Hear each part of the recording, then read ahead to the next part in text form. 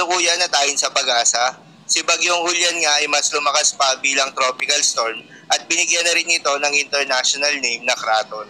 Si Bagyong Julian nga ay huling namataan sa layong 465 kilometers east of Papari, Cagayan. Naglayang lakas ng hangin na umaabot sa 65 kilometers per hour malapit sa gitna at pagbugso na umaabot sa 80 kilometers per hour.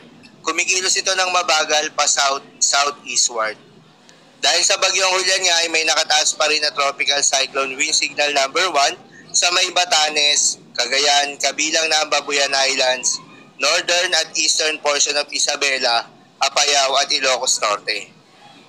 Posible pang madagdagan ng mga lugar na isa sa ilalim sa tropical cyclone wind signal number 1, lalo na sa ilang pang bahagi ng northern Luzon bukas.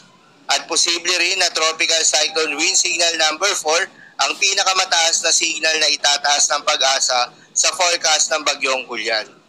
Para naman sa magiging track nitong si Bagyong Julian, inaasahan na gagalaw ito sa direksyong west, southwestward o westward ngayong araw at northwestward naman bukas hanggang Lunes patungong Batanes o Babuyan Islands. Bago bibilis ang pagtakbo nito at kikilos sa direksyon na northwestward sa katubigan silangan ng Taiwan ngayong Martes. Posible din itong maglandfall sa bahagi ng Batanes o Babuyan Islands ngayong Lunes bilang isang typhoon. Inaasahan pang lalakas itong si Bagyong Julian sa mga susunod na araw at maging isang typhoon category ngayong Lunes.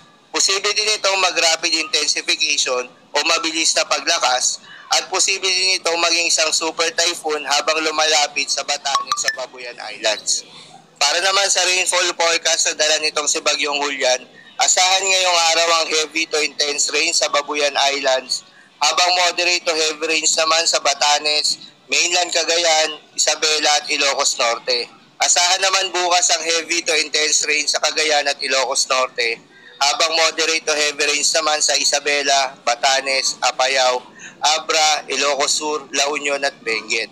At sa Lunes naman ay asahan ang intense to torrential rain sa Babuyan Islands, heavy to intense rains naman sa Batanes, mainland Cagayan, Apayao, Abra at Ilocos Norte. Moderate to heavy rains naman sa Isabela at